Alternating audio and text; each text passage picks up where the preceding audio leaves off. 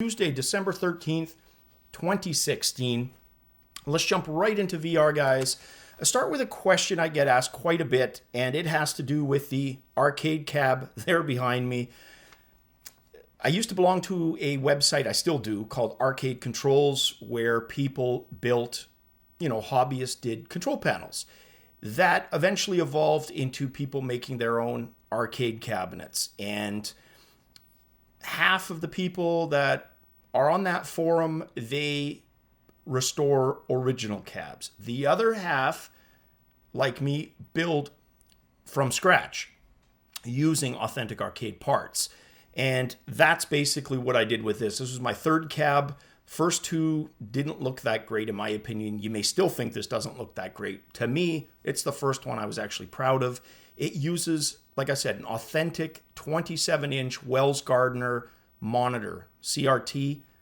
What's important there, it actually does original arcade game resolutions, which LCD monitors cannot do. And it doesn't look near as good on an LCD because it's not authentic. Plus the parts, like I said, they're actual arcade parts. So yeah, MAME, most of the emulators for the early consoles you can think of, all playable on there. All right, let's talk about nDreams. Now, nDreams is a company that we know from having developed the assembly. So they're kind of making forays into other areas, things like relaxation experiences in virtual reality, having just created what they're calling Perfect. And it's one of those, the point of the genre is to be able to relax, create, or have an environment where you can kind of relax in and forget about everyday stress. Now, for some people that works well, others not so much. I've never tried it, so I'm not sure, but it's available. Have a look at the screenshots. You're going to see the stereotypical South Pacific, island perfection is there, and Northern Arctic. I like this one. Aurora Borealis, somewhere in the winter frozen wonderland. Looks pretty cool. How effective? Wrong person to ask. But, there's obviously people who enjoy this for them to be creating stuff like this. And then next up, Push for Emor, which is a lone dev project, very much like Onward. Super impressive. It looks a little bit like Elite Dangerous, No Man's Sky in terms of concept. When the author was asked about this, and the author's name is Gary Hamer, this is what he had to say about that. Those are some big hitters with a lot of money behind them. And I think it would be foolish of me to say that my single one-person project can compete with them. What I can say is that Push for Emor has some things to offer that might not be found in AAA projects. That doesn't just mean that the menus, work for a headset. There are certain things that I've incorporated into the game while looking good on a monitor, have been implemented to give the player that, oh my God, wow, this is amazing feeling. And I've said it so many times, I kind of get sick of saying it, but it's worth repeating, is that, and most of you know this, that's why I'm sick of saying it, because it's preaching to the choir with you guys, people don't get it until they try it. And you don't have to have crazy, awesome, over-the-top graphics to be immersive. You can have simple graphics and get your immersion across regardless, which I think is what he is tapping into. To me, it felt like an old game called Mercenary on Targ.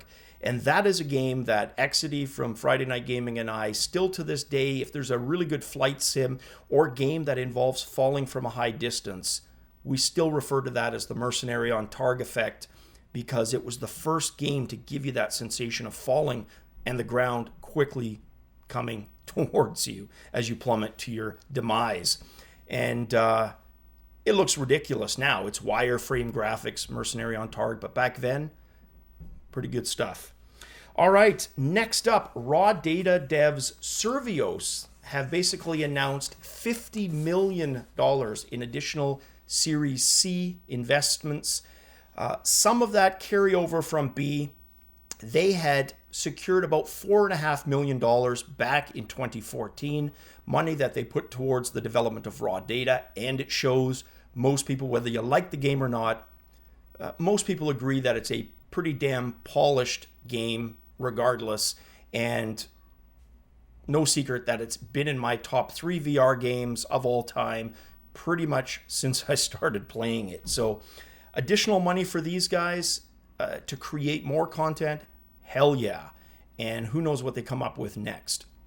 The interesting thing here, and it's pure speculation, is the main investor of that 50 million is MGM Studios. So this, again, speculation opens up the possibility, though, that a lot of their intellectual property could be used by Survios in games moving forward, which would be very cool because MGM has some amazing intellectual property. All right, next news story. Brendan Iribe, who's been the Oculus CEO basically since 2012, its inception, announced today that he's going to be stepping down and focusing on heading the PC division, where he'll basically be back in the trenches with virtual reality gaming and hardware, where he says he's kind of had an itch to go back to. And his own words on that is, as we've grown, I really missed the deep day-to-day involvement in building a brand new product on the leading edge of technology. This ties in with the next news story, which is Palmer Lucke's role. Now, he's pretty much disappeared into the background since he had, those issues with politics, regardless of what side you're on and all of that. He made the decision, or somebody made it for him, to lay low. And we haven't really seen him in public. Hell, we haven't really seen him on social media since then. Now, it's been announced that he will likely also be shuffled. No word on what that new position would be or when. But I'd imagine, and speculation from other news pieces and sources, is that it's going to be announced within the next couple of days.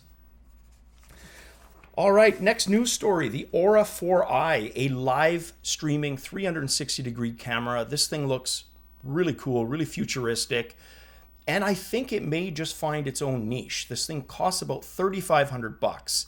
Now, that is significantly cheaper than, the Nokia, for example, camera, which even after a $15,000 discount still costs you about $45,000 US. Significantly more expensive still than the Gear 360. So I think it's fine. It's trying to find a niche that's almost consumer level, but indie dev friendly. That seems to kind of be where they've settled.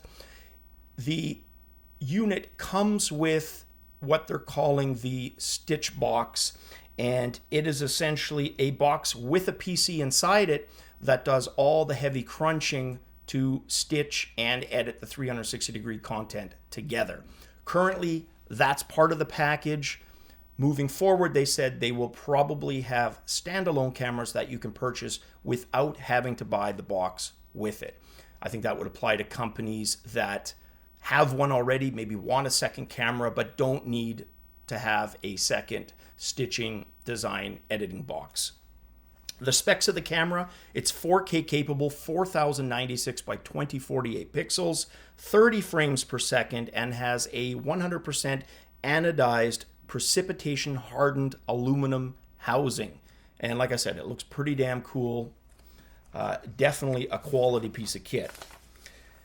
Next and last, the Rokoko motion capture suit. Now, talking about slick, this thing has slick in spades. Now, I'm familiar with motion capture suits, having been at Electronic Arts and involved at the mocap studios here in Vancouver, or Burnaby, I guess, technically. No, it was Vancouver. And let me tell you, these things were old-fashioned. At the time, yeah, I guess you could say they were probably state-of-the-art, which they were, but they left a lot to be desired in terms of motion capture. Having those big glowing dots, there wasn't a lot of fine detail. It could capture basic movements just fine. But complicated stuff, like the Rokoko suit, not a chance in hell. And that's where this thing is so amazing. There's some video footage that I've included. The capture of almost every single nuance of movement is just mind-blowing.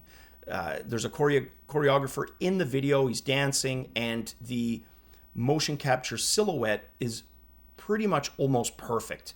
Now, I talked about the 360-degree camera in the previous one being dev-friendly or indie dev-friendly. So is this.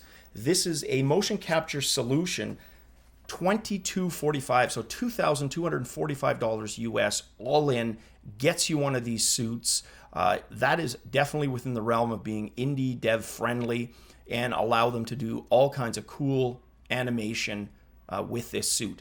It's light, one piece, easy to get into, and like I said, doesn't look near as bulky or impractical as the original mocap suits of the 90s. All right, guys, that is it for news today. As always, cheers, and definitely catch you on the VR flip side.